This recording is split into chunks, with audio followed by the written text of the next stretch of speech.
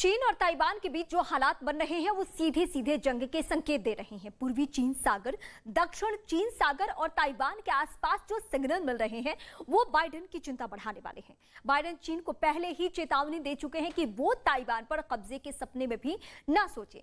बावजूद इसके चीन की मनमानी जारी है। देखा जाए तो अब पूरी दुनिया के सामने अमेरिका बनाम चीन का मुकाबला सतह पर आ चुका है। सवाल ये है कि विश्व युद्ध का माहौल कौन तैयार कर रहा है? क्या यूक्रेन में युद्ध के दौरान ही एशिया में अब एक नई जंग होने जा रही है? पूर्वी चीन सागर, दक्षिण चीन सागर और ताइवान के आसपास से जो खबरें मिल रही है वो अमेरिका के लिए फिक्र बढ़ाने वाली हैं।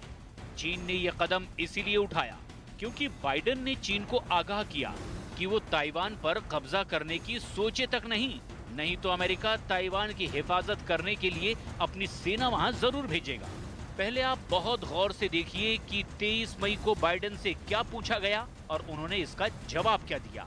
Are you willing to get involved militarily to defend Taiwan if it comes to that? Yes. You are. That's the commitment we made.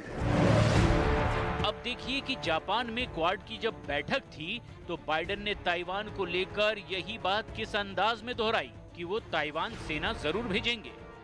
Mr. President, would you send troops to Taiwan if China invaded? Our policy has not changed at all. I stated that when I made my statement yesterday. ये America के राष्ट्रपति Biden की तरफ से ऐसा विस्फोटक बयान था जिसने चीन के राष्ट्रपति शी जिनपिंग का गुस्सा 7वें आसमान पर पहुंचा दिया। बाइडेन के इस तेवर को देखकर चीन ने फौरन इमरजेंसी युद्धाभ्यास का फैसला किया और ताइवान से करीब मौजूद अपनी नौसेना को शी जिनपिंग ने जंगी ड्रिल करने का ऑर्डर दे दिया।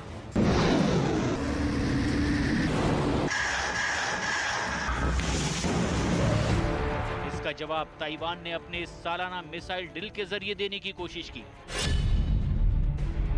चीन साउथ चाइना सी के बड़े हिस्से पर अपना दावा करता है। इसे लेकर वो Taiwan, Vietnam, Philippines, Malaysia, Indonesia और ब्रुनेई के साथ उलझ भी चुका है। खासकर ताइवान इस वक्त चीन की नजरों में सबसे बड़ा कांटा है। खुद अमेरिकी सेना ये आशंका जता चुकी है कि चीन कभी भी ताइवान पर हमला कर सकता है।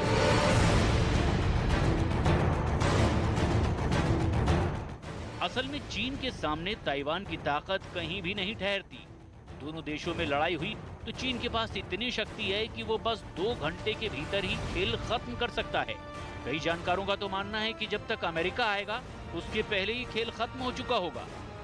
ऐसे में करीब हर दूसरे महीने युद्धाभ्यास के जरिए चीन ताइवान पर दबाव बनाए रखने की रणनीति पर चल रहा है।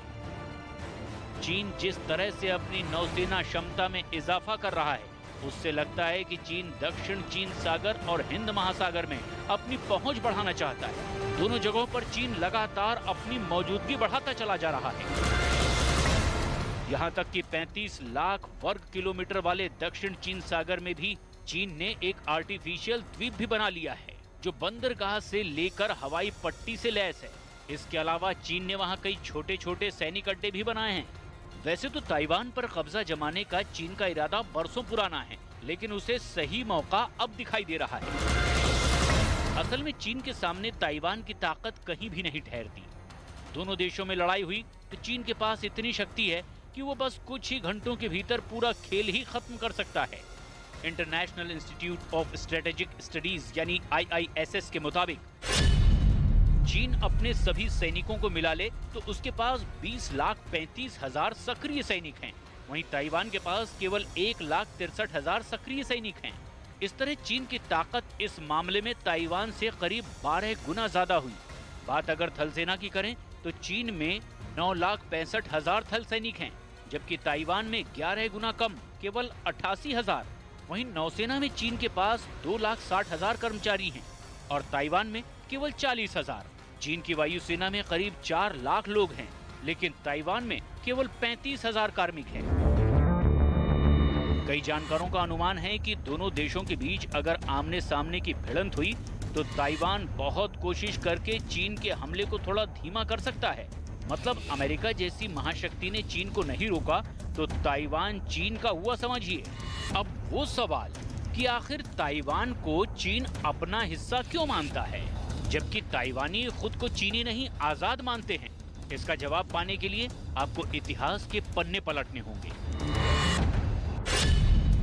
दोनों के बीच अलगाव दूसरे विश्व युद्ध के बाद हुआ। उस समय चीन की मुख्य भूमि में चीनी कम्युनिस्ट पार्टी का वहां की सत्ताधारी नेशनलिस्ट पार्टी कुओमिंतांग के साथ लड़ाई चल रही थी। 1949 में माओ त्से तुंग के नेतृत्व में चीनी कम्युनिस्ट पार्टी जीत गई और राजधानी बीजिंग पर कब्जा कर लिया। उसके बाद कुओमिंतांग के लोग मुख्य भूमि से भागकर दक्षिणी पश्चिमी द्वीप ताइवान में चले गए। तब से लेकर अब तक चीन ताइवान के खिलाफ जंग की तलवार चमकाता रहता है।